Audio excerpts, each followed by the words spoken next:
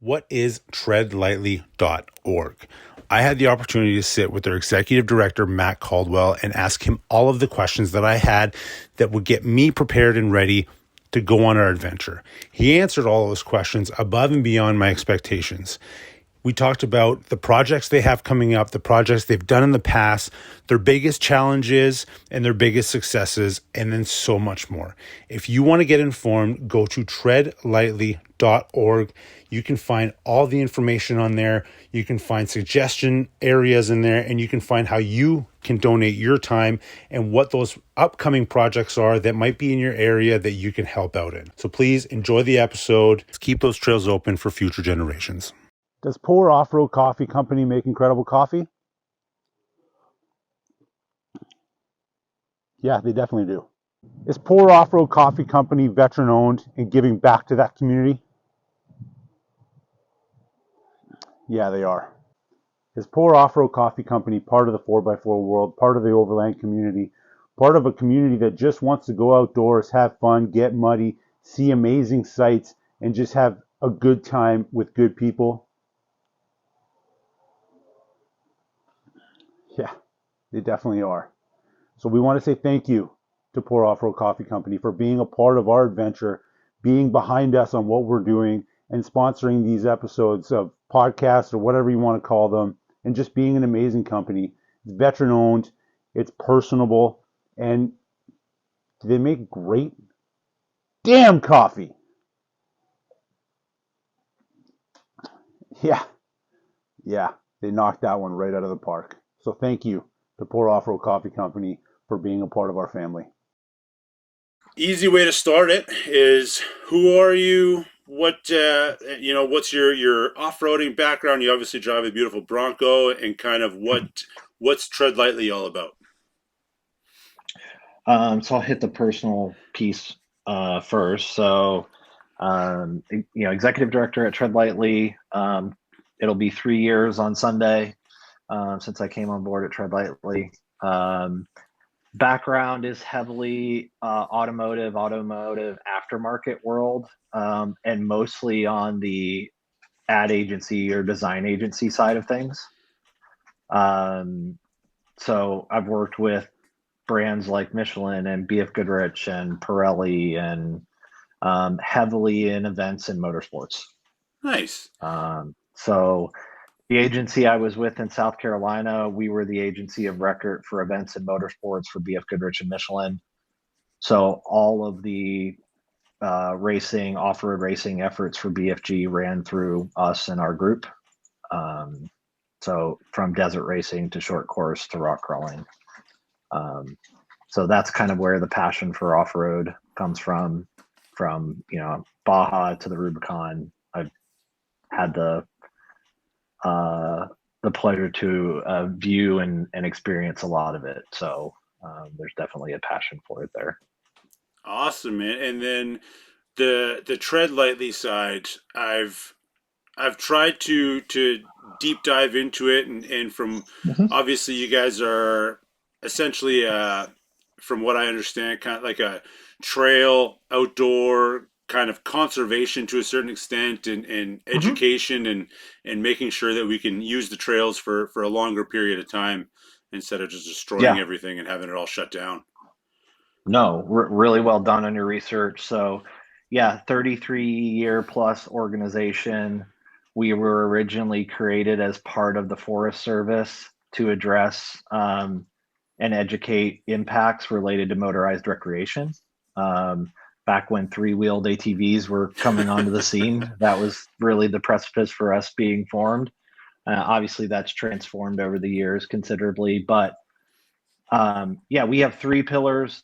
You hit it: trail conservation work, education, and then what we would call communication or outreach, and making sure people are being told about what's happening, what are the positive things that are happening in the off-road community. And the goal to all of those is to make sure we conserve our recreational opportunities as it relates to motorized recreation. So how big is the reach of Tread Lightly? I mean, you guys, it seems to be nationwide for the Yep. U.S., right? Yeah, so we're national. We have a full-time team of 15. We have five more, seasonal or contract employees. But from a conservation standpoint, we're going to complete somewhere in the neighborhood of 140 to 150 trail maintenance and restoration projects in probably 30 states this year. Oh wow, that's not a small undertaking by any means. And then you guys have like a membership program. I think I saw that as well. Like kind of join in and help if you can, essentially. Yeah, so we have a membership program. Obviously, some of that is funding oriented to help us get funding to do, more projects. The last question, though, of that membership is, do you want to volunteer for, projects when they become available in your area? And we use that to pull in our volunteers to come and help. So the other piece, and I'll kind of give you some funding knowledge, which is I think beneficial for people. So that's obviously a funding source. We have industry partners that help us with funding and support us in different ways. If you've been on the website, you obviously see all the scrolling logos across there. Yep. And then we have government grants and agreements that we receive funding for as well. Some of those are at a state level. Some of those might be a forest, a individual forest, or a U.S. forest region.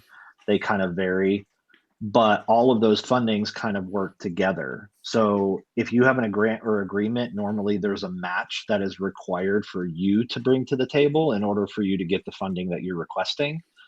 So our memberships and our industry partners provide us with that match to go work in concert with the grant or agreement that we're seeking from the federal or state land managers.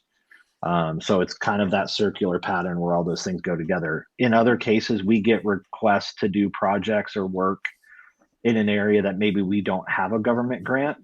Again, that's where that funding from membership or from an industry partner goes to make that happen and get it done when the grant's not in place. So what is like what's a typical project for Tread Lightly? Like let's say you guys, you pick a designated area.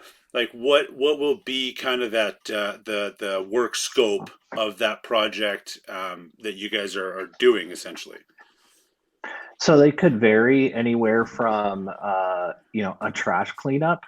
So we have an area here in Arizona, out in the Parker west side of the state, that is a prominent off-road area. It has access to a place that's called the Desert Bar that a lot of people ride to on the weekends.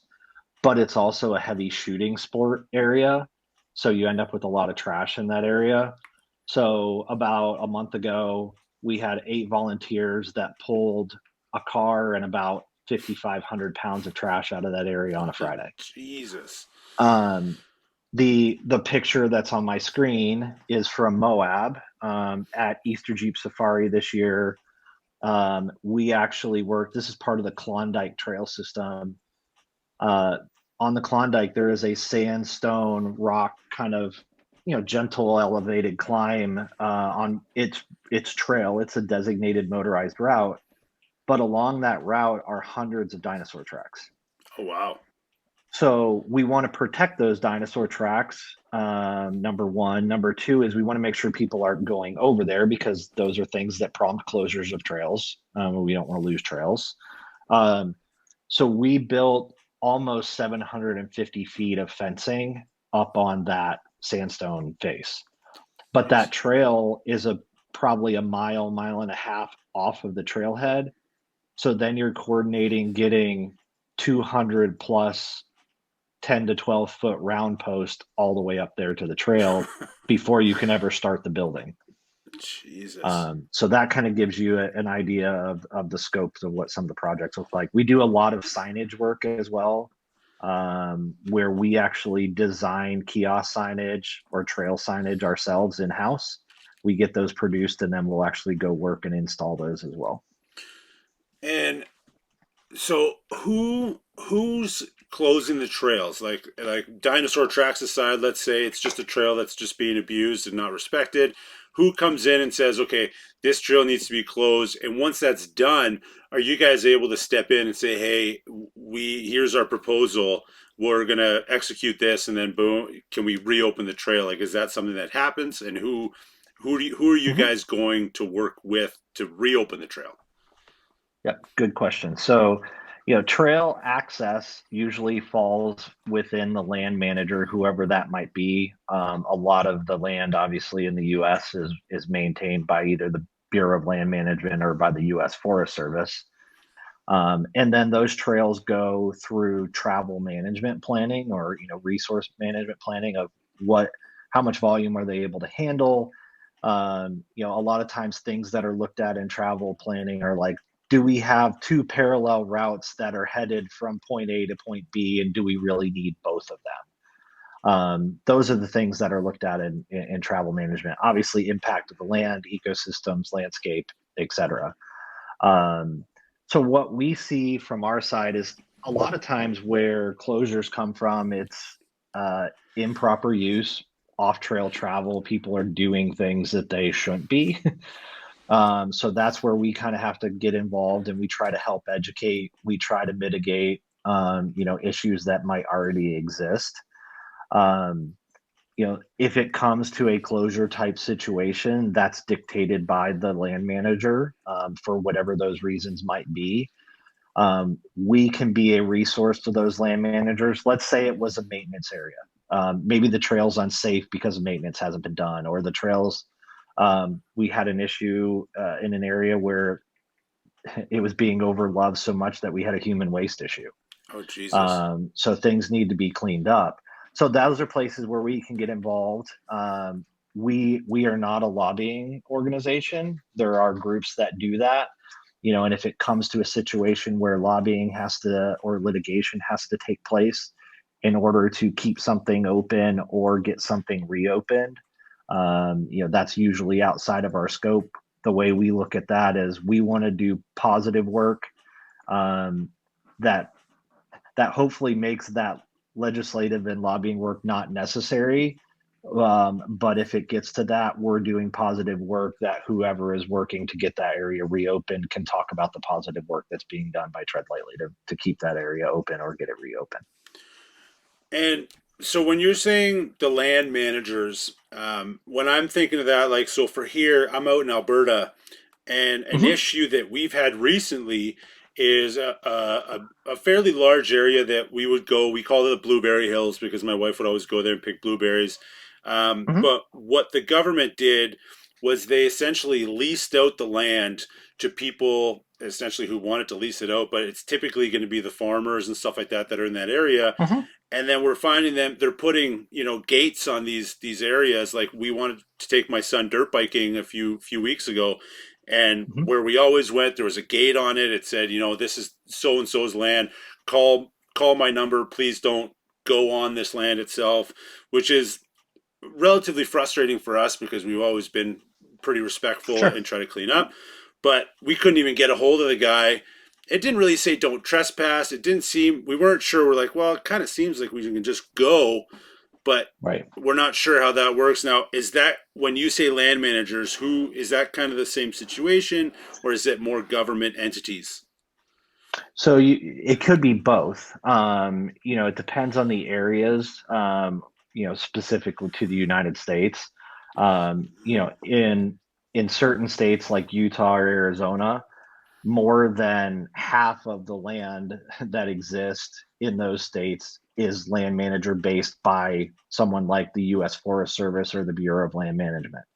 Um, yes, you could come to a place where you're on a trail, that now intersects private property to some extent.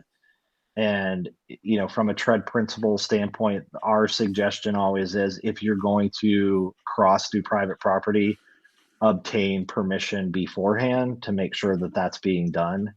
Um, to your point about, is that a transaction that's taken place, between the federal land manager and an individual? Those things do happen here as well. There's rules and regulations of how those happen and whether public comment has to be made relative to those, et cetera. So we do have some of those challenges as well here. And those are the things that it gets a little bit more technical, and you've got to kind of work through and understand what went into this. How did it happen? How did it come about? We also have where there's shared resources. So, for example, uh, U.S. Forest Service will provide grazing rights to farmers and ranchers, where they pay a per head amount, but that allows their cattle to, graze on federal land. In some cases, again, like out in the West, they push them up into the higher elevations during the summer months because of the heat, and then they'll bring them down out of the elevations into the valleys during the winter months, again, because of the temperature change. So, but those are things that we cope with, and hopefully that we are able to, share and be responsible together, make sure that we're not doing crazy things, beeping horns, running them off the road, those type Yeah. things. But those, the way it's looked at here, our public lands are shared public lands. So we've got to figure out a way, how do we, whether it's recreation or obviously they're grazing, whatever that might be, how do we share the public lands appropriately, so that everybody can get the return from them that they are hoping to. And what would you say is the biggest hurdle obstacle that you guys tend to find when you are heading out there and hitting these trails to clean them up and stuff like that? I would say probably pretty high on the list would be off trail travel. So that's somebody kind of So making their own path, just hey, I can fit through here, and then they go through correct. there, and Yeah, we've got to a place where vehicles, and I don't care what the vehicle is, whether it's a Jeep, a Bronco, a Toyota, a side by side, a UTV. We have incredibly capable vehicles that can go almost anywhere. The problem is when we start deviating from the designated routes that we're going to be on, then that ultimately becomes ammunition in a lot of cases for those closures, like you talked about. Destroying habitats, destroying resources. A lot of times it's just the visibility of it. Areas that once were, had vegetation are just obliterated because people have gone off trail there, and then we start to create dust issues and runoff issues. It kind of, it's a slippery slope to use the analogy, kind of, when we yeah. get off trail travel. So um, honestly, that's probably the biggest thing that we deal with, really almost the entire US. um, I would say the other challenge there is our land managers in the US. I use the phrase a lot, they're under resourced, both dollar wise, but even more importantly, people wise. They just don't have the staff. So, when an impact occurs, they don't have the staff to necessarily go out there and address it if it's created, like I said, that safety concern, as an example. Um, so then the only way to address that safety concern is close the trail off rather than just closing those areas that people have kind of ventured off trail themselves. So So it, I mean, without making the land managers seem like the bad guys, but on the topic of them being understaffed, like, is it safe to say that it's almost easier for a land manager to just say no, this trail's closed. Like, let's just close the trail. It's done. We don't have to deal with people not respecting it. Like, are they essentially looking for a reason to close it? Does that make sense? I get your question. I think in some cases, sure, that might be an alternate motive, but I think most of the time that's not the case. Um, our federal land managers, especially BLM, and now to a much of an extent Forest Service. So BLM falls under the Department of the Interior, which is designed for recreational opportunities. That's why, that's kind of a main purpose of the Department of the Interior. The Forest Service falls under the Department of Agriculture, which, back in a time and day, it was more about the harvesting of our forest. in forest management. But honestly, now, like, part of the Forest Service is recreational opportunities as well. So, I think their goal is to make sure recreational opportunities exist. Um, we have what we call the TREAD principles. TREAD's an acronym. The D is do your part. I think the reality is we all can play a part and do our part to make the land managers' jobs easier, so that that doesn't even have to be part of the equation. If we're staying on trail, if we're being responsible when we're operating whatever vehicle we're in, when we're not throwing trash out, when we're being safe, when we're not creating issues with other recreation enthusiasts that are out on the trails, like, we should kind of be able to, like, pseudo police ourselves and make sure that as long as the opportunity's there, we're going to pick up and do our part to make sure we have those continued opportunities. That's kind of how I look at it. I look at it as, I use the phrase a lot. Membership has privilege, ownership has responsibility. If we're going to say we're the owner of public lands, then we have a responsibility to help take care of it too. That makes sense. Um, would you say that here we have a saying that has really come up through COVID with all the people from the city that are now trying to move to the country and live on, plots of land. And we call them cityots, the people from the city that have no idea how to be respectful out in the country. Would you say that the biggest offenders are the weekend warriors coming out to party, and less the people that are the family campers or the off-road enthusiasts? Or is it just a melting pot of all of these put together? Is there one party that's more to blame than another? So good question. I think it's going to depend who you ask. I think in general, I had somebody from one of the land managers tell me one day. I asked him this exact question. I'm like, all right, you're close to it. This is you and I talking. Like, what's your answer to this? And I had an idea of what he might say, but I really liked his answer. His answer was, Matt, it's probably 1% of every form of Mm, recreation, from e-bike to dirt bike to UTV to four-wheel drive to climbers to hikers to equestrian. There's that 1% of everybody that's probably doing something that they shouldn't, but it all adds up, to be a pretty substantial impact or a pretty substantial issue when we've got that. So, again, not that we need to quote unquote be the ruin the fun police, but there's a reality that, look, there's things that we can do and have fun and enjoy, and then there's things that we shouldn't do. And if we see somebody doing them, we might need to think about, like, how do we address that? And to your point, I think a lot of the issues that we have right now, they're not done out of maliciousness, they're done out of a lack of knowledge. To your point, somebody's like, hey, I still want to get out and do something, out of what we dealt with the last few years with COVID. yeah. And so they went and bought XYZ and they're going to go out and recreate, but they might not have the knowledge, experience, or context of what's okay, what's not okay. Like I said, we've got vehicles that can go anywhere and they think, okay, well, that's okay to go anywhere then.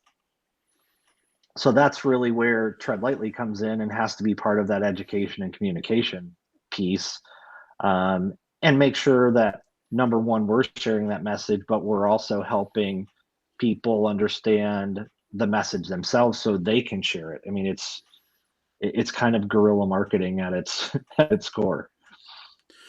No, and I mean that makes sense, especially from my point of view. Like for us, we're about to embark on a huge camping adventure. We're gonna, 2 years traveling from here to Argentina is the goal, and we've never really been camping, especially as a family. Mhm. And in my head, since we've been, since I've been a kid, going either hunting with my dad or going, camping with buddies in high school or whatever, just something as simple as going to the bathroom. For me, it was I'll go pee on a tree or I'll go dig a hole and then bury it.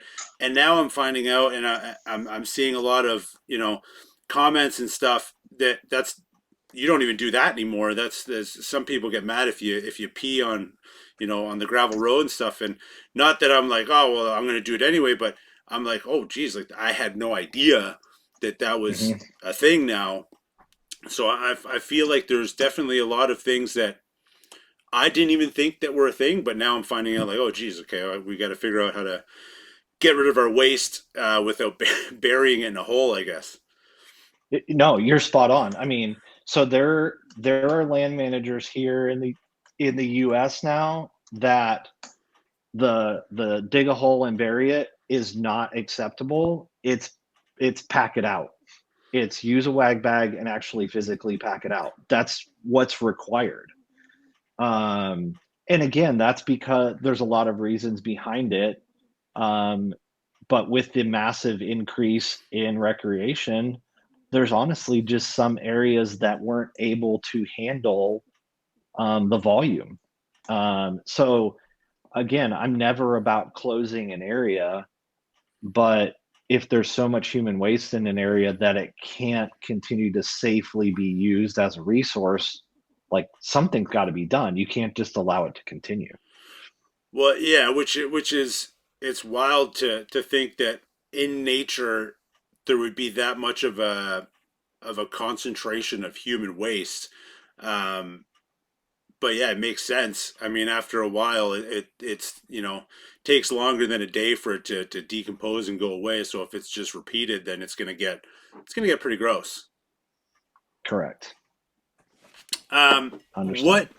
what is your guys's role or part or because it is the season for in the hunting aspect of things? Because I've seen that on the Mhm. website, and I Yep. was kind of that piqued my interest of what you guys do in that realm. Yeah. So a couple things. We on our board, having groups from the conservation side on our board, it's one of the things that's required by our bylaws. So we actually have the president of the National Deer Association on our board. Where the tie comes back to tread lightly for that, and it's not just hunting, but it's other forms of recreation. Um, a hunter might think, well, I'm not a motorized recreation person, or a climber might think I'm not a motorized recreation person. But the reality is, if you departed the pavement and you hit a Forest Service road or a BLM road to go do whatever your final form of recreation is, you've kind of made yourself a motorized recreation person. So if I'm a climber or I'm a hunter or I'm an angler and there's a spot, I want to get to a spot, and all of a sudden there's a Forest Service road that gets closed to motorized recreation, you just impacted your ability to get Yeah, to your final activity. So, we talk about a lot. Once you divert off the pavement, you're kind of become a motorized recreationist, whether you're, no matter what you're doing at the end. So that's really where we kind of play that. If you look at the hunting tips on our website, a lot of them talk about minimizing impact, whether that's walking on trail, it's driving on trail, it talks about private land use. It's the things that ultimately, to your one of your questions, it's the things that have the potential to bring closures or remove access if we're doing something we shouldn't be doing. um, and again, I think that's just keeping that in front of people because some people don't think about it. Some people, again, picked up hunting because of the pandemic, whatever. Hats off to the hunting community as a whole. I think as a group in themselves, they have a great conservation kind of platform and ethos behind them. But again, when you've got all these new people, they don't have the same frame of yeah. reference or context for that. No, So that makes a lot of sense. yeah, I mean, um, again, I look here like in Arizona, the guys that hunt, I've got several friends that are big hunters. They've all got side by sides or a truck or a Jeep, or they get out to their location somehow. Yeah. Um, so if they're in a side by side and they don't consider themselves an off-roader, they consider themselves a hunter, but they drive off trail to go get to wherever they want to do, it's the same ultimate impact in the potential to minimize access. Yeah.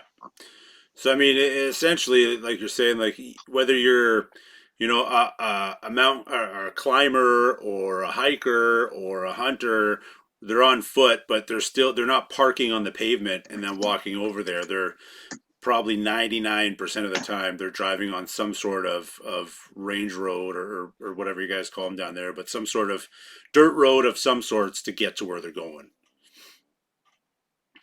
Yeah, exactly.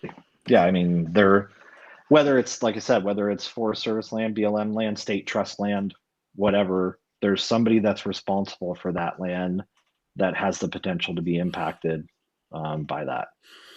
Do you guys find, and do you like, how often will you guys have, a cleanup project, whatever it is, and how often do you find yourselves, whether it be the next year or I don't know how soon after, going back to that land and Mhm. seeing the same kind of abuse and kind of shaking your head like, geez, like people need to smarten up because we were here X amount of time ago and it looks like, it's the same thing. Yeah, too often, sadly. Um, and I think part of that is it's related to where it is. So, we have a place near our office in Utah. It's called Ward Canyon. It's access up on, to one of the main ridge lines that runs north south across the Wasatch Mountains. But that's one of those areas that yes, it's kind of that way. We usually do two cleanups a year, one in the spring and one in the fall. Crazy. The fall one's actually Saturday up there.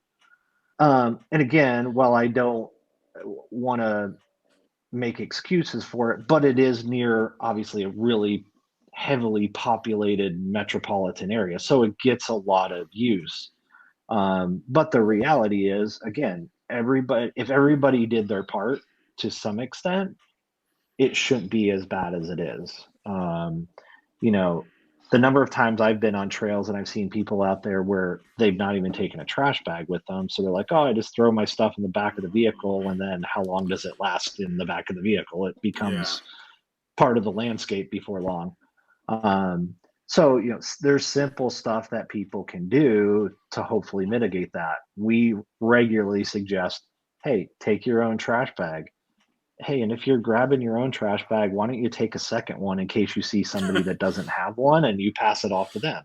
Like, that's a Very, pretty simple do your part yeah. concept.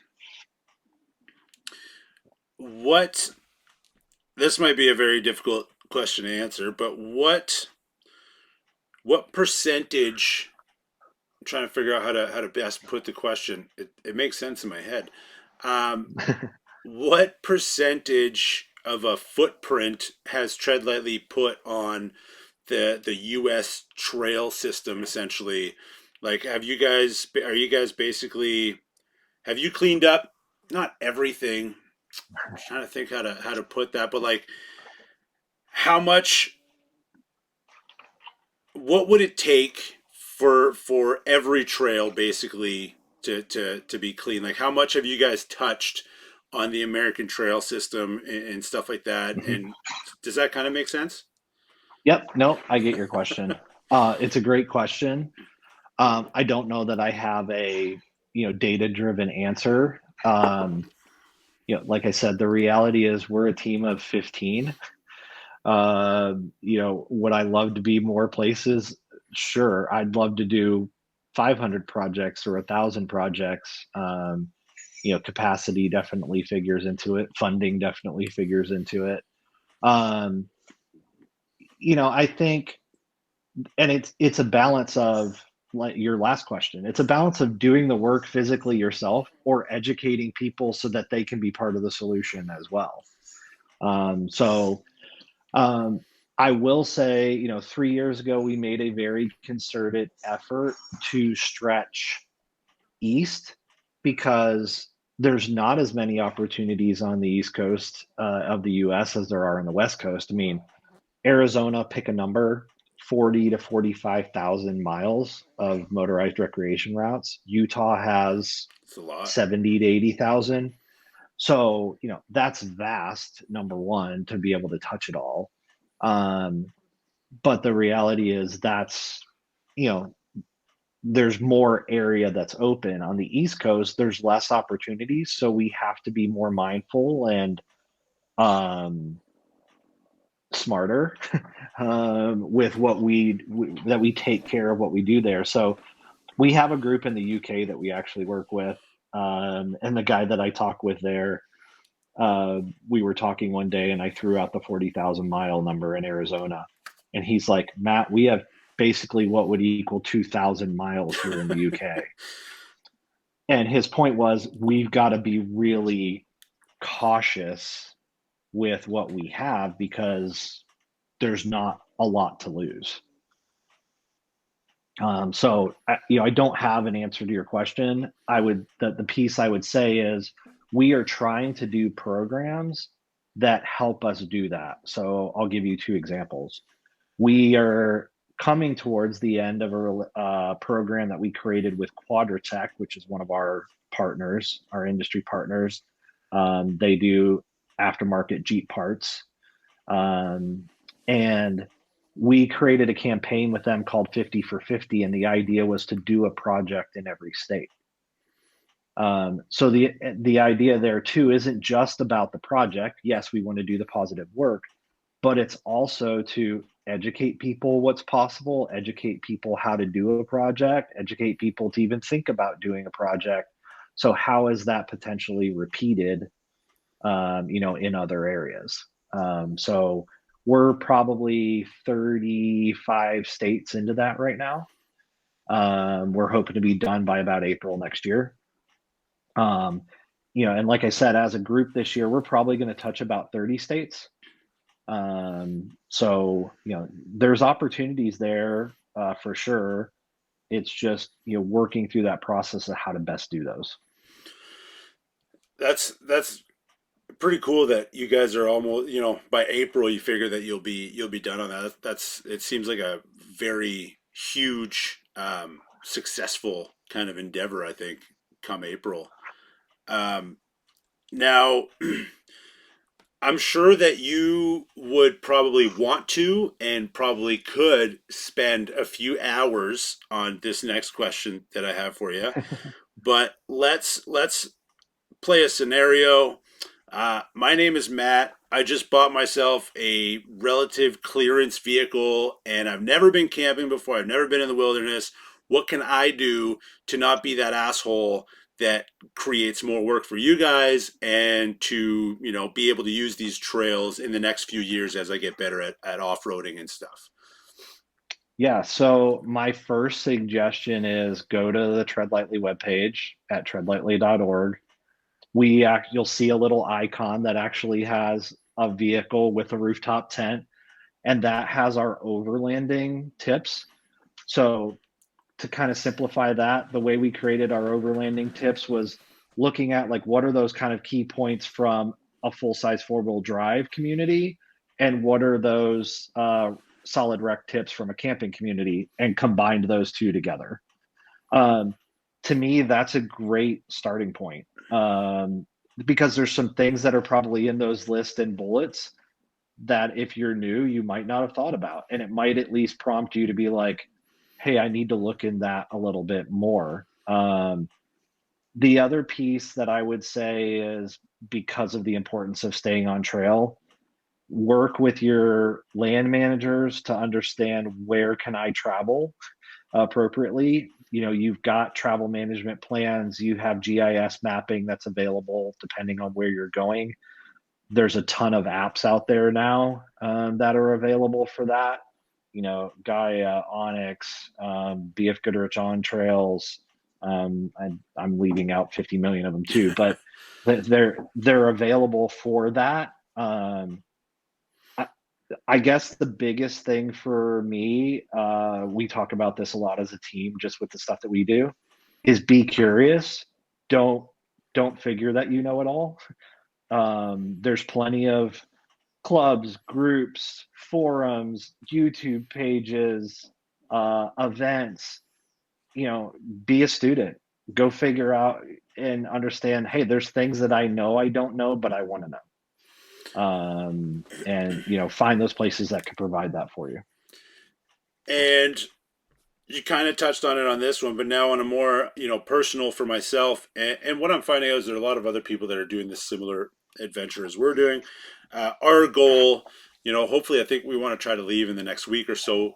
We want to do every province in Canada, and then we wanted to hit every state in the U.S., going from, Maine down to Florida and back up over to Seattle, Washington, back to the middle, down to the south, and then kind of back up to Colorado and then down to Arizona before heading to Mexico.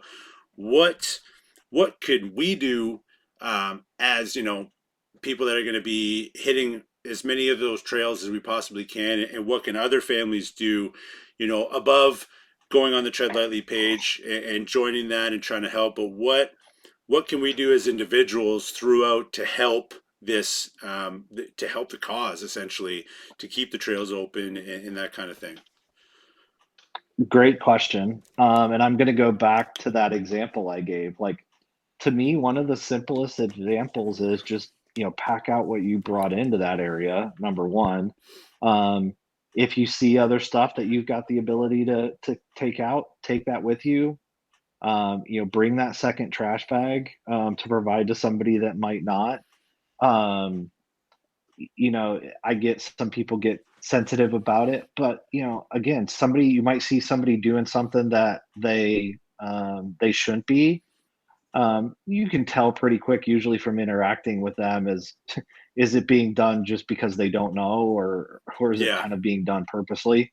Um, but be willing to engage somebody and say, hey, have you thought about this? Um, all of us enjoy that. We're using hashtags right now: protect the adventure and protect the fun. That came from asking people, like, why do you do this? Why do you overland? Why do you ride your e-bike? Why do you ride your dirt bike, your ATV, your UTV? And that was the answer we got: because I like to have fun, or because I like to adventure. So what we've kind of done is converted that, and we've said, do you know that you can do your part to protect the adventure or to protect the fun? So, sharing that information, being willing to pass information to people, that might have questions. The trash bag things is a great one. If there's areas that you're like, hey, this area needs signage, or there's things here that could be improved, if you go to the Tread Lightly website, to our stewardship tab at the bottom, you can hey, this area needs some TLC, and that comes back to us, and then we can kind of take that and run with that and look, how's the best way that we can address that and handle that. That's that's actually really good, because that doesn't answer. It was That's a great piece of getting tongue tied. That's a great piece of information. Like, for, I like that we can go on the trails and then we can see stuff, because that's one thing that I wouldn't really know what or where to convey that information as we're going on the Mhm. trails, see something. So it's nice that we can go on the Tread Lightly page and say, hey, I was here, and XYZ yada yada, this would be a good idea, or this might need this. So that's good to know that we can go on there and give some, essentially, a suggestion box to try to improve the trails when we see something. And then, the second thing that you kind of made me think about was, I'd seen this video on Instagram a while back that I constantly think about, because it was basically a family with two, younger kids, 9, 10 years old, whatever, and the dad put $100 bill under a plate, and he put the plate on the ground, and then he videotaped the plate for the next, 6 hours, whatever, in the evening. And it was just the kids walking over the plate, around the plate, over the, they walk by it however many times. And at the end, he says, "Hey, if you would have picked up this plate and, put the paper plate in the garbage, you would have been $100 richer." And I often think about that, not only just for my kids, but even right now, like, we're on an acreage, And when I walk by something, I seem to always think, I'm like, oh, you know what? I'm going to pick this up. It's not in the way of anything, Hmm. but it's not where it should be. And I'm going to pick it up. And I feel like that's a big, um, that's something on the trails of, hey, there's a pop can right there. It's not mine. It's not affecting anything, but it's definitely not where it should be. And just taking that extra step to just lean over, pick it up, and put this tiny little piece of garbage away instead of potentially somebody else being like, there's a pop can there, I'll just throw mine next to it too, and it's not a big deal.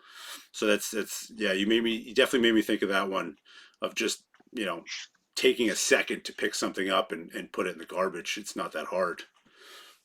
Yeah, I mean, for me, a great example of that is we've done cleanups now at a large off-road event called King of the Hammers in Johnson Valley, California.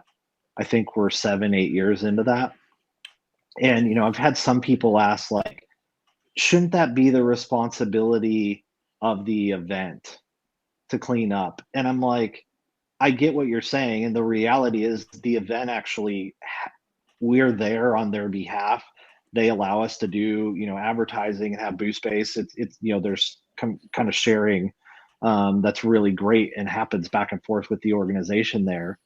But for us, part of it is just a lead by example thing. Like it's funny, you see people out there picking up stuff, and like somebody that's just there spectating all of a sudden bends down and picks something up off the ground. And it's like peer pressure is still alive and well to an extent.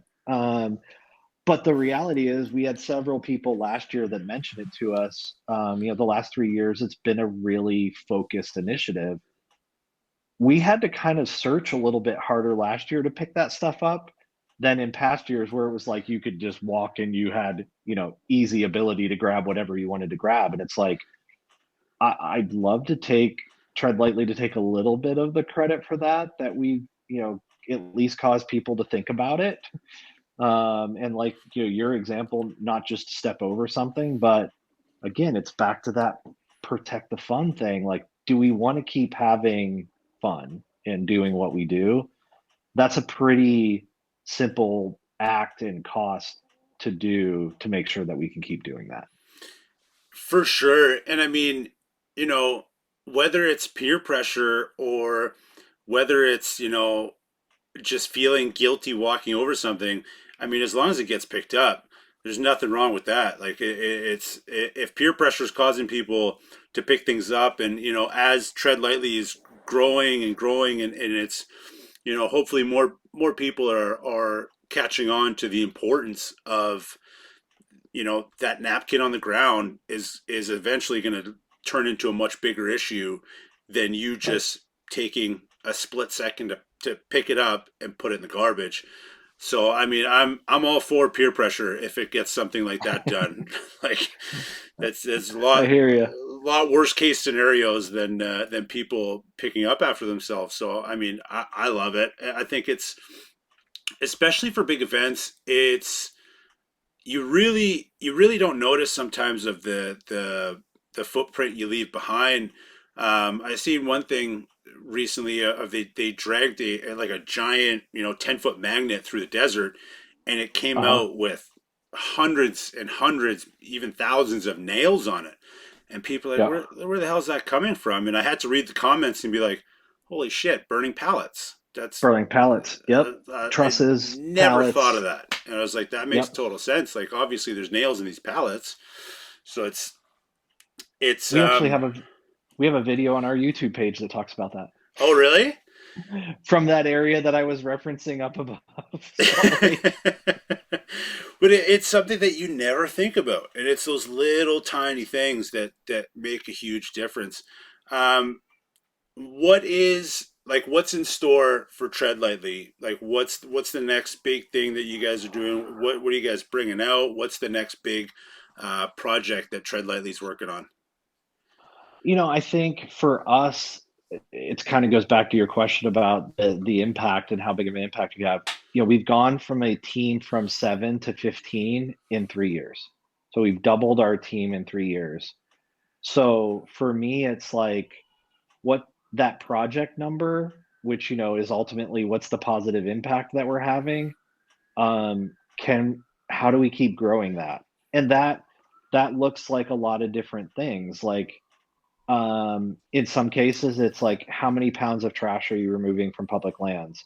In other cases, it's like, we've done a ton of signage this year, and people are like, well, what's the importance with signage? And I'm like, it's communication and education.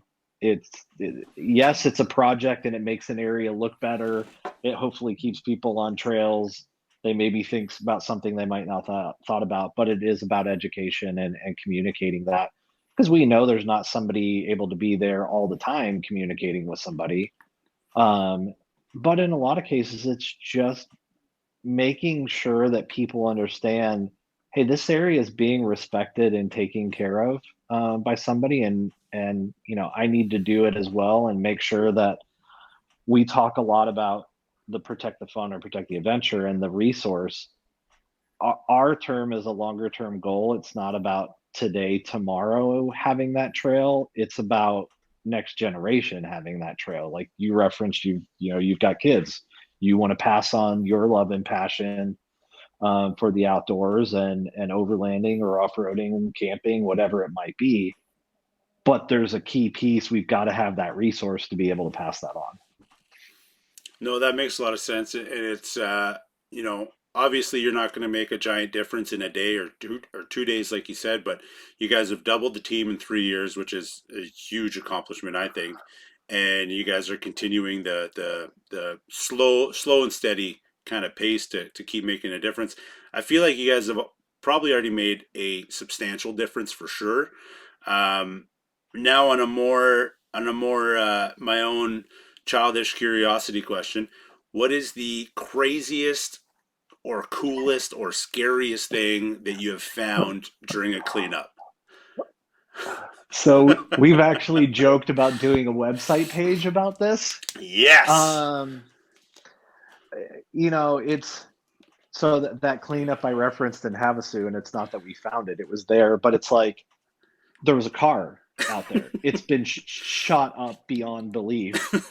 And like a lot of people, like I get calls all the time. They're like, "Can't you guys just get this car out of here?"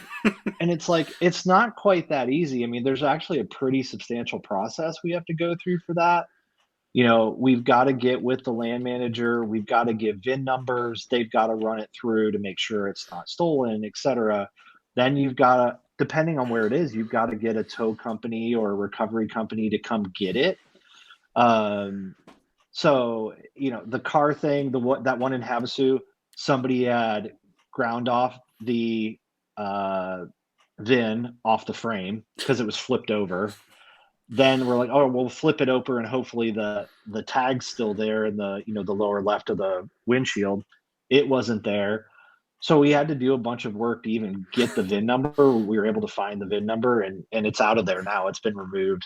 So, car stuff is always interesting. King of the Hammers sometimes brings interesting things, from uh, gloves to Leathermans to stuff that, flashlights, headlamps, all of that stuff.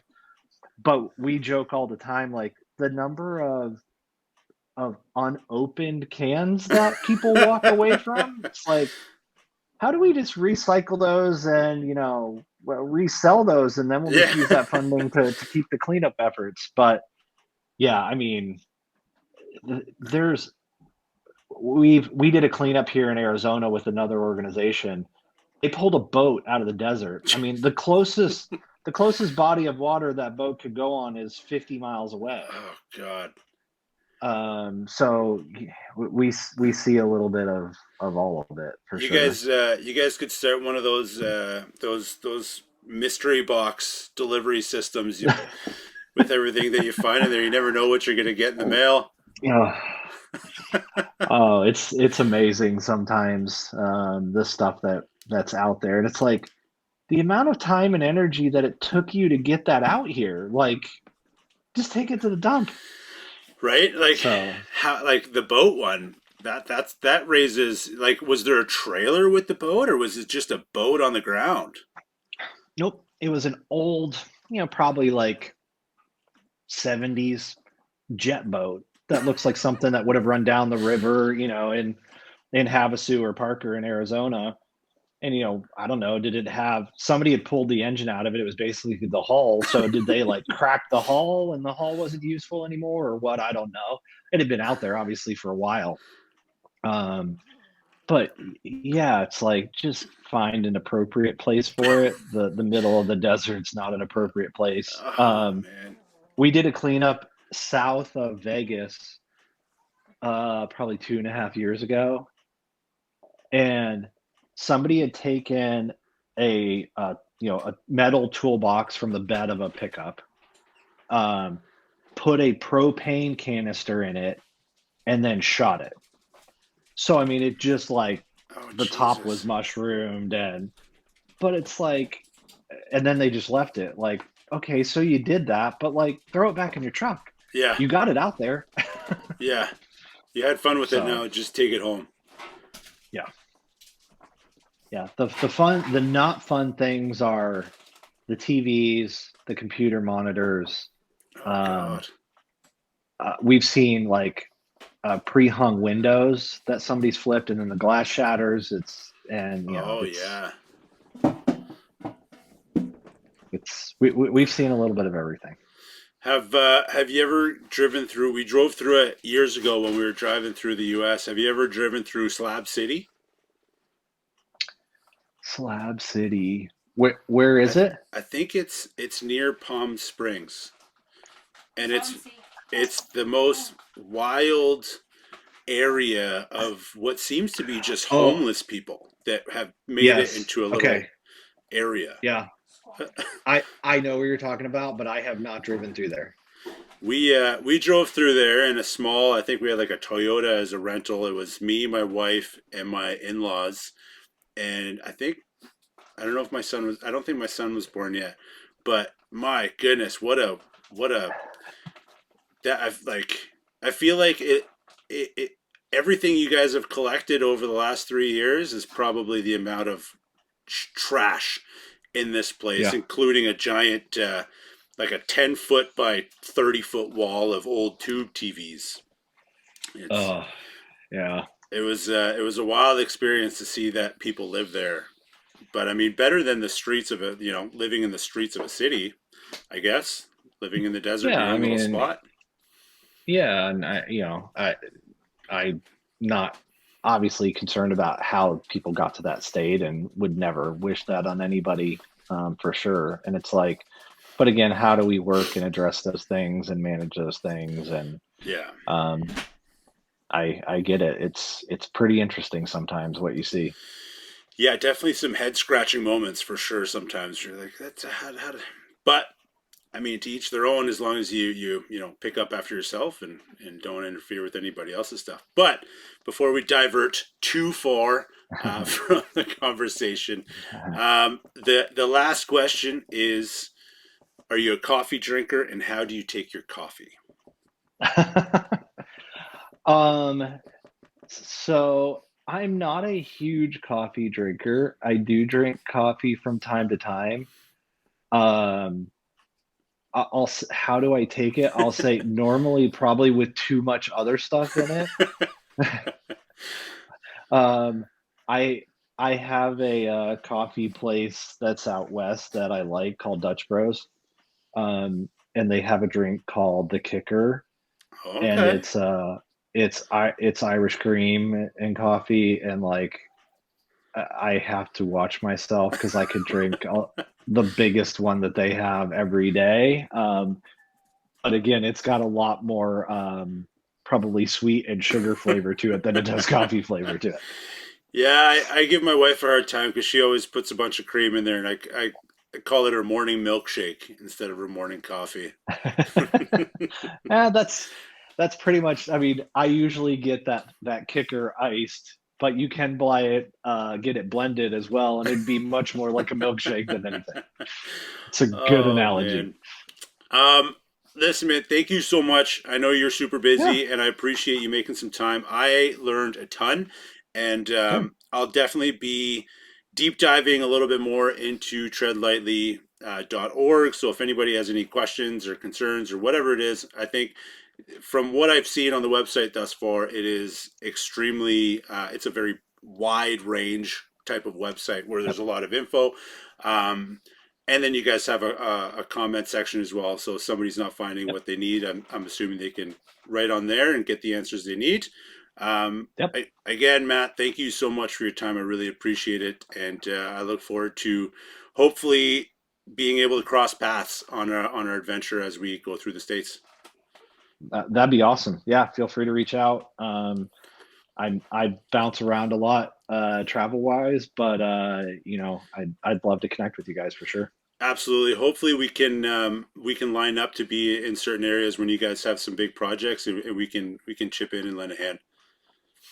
No, that's great. We've updated a new piece on the website that actually has those projects. If you go under the Get Involved page, there's an events page, and it has all of our upcoming projects on there. So, Oh, perfect. Because that was going to be my next question. If you guys put them out in yep. advance, so that's awesome. So I definitely will be trying to hit one of those up or multiple if we can. And again, man, thank you so much for your time and it was awesome.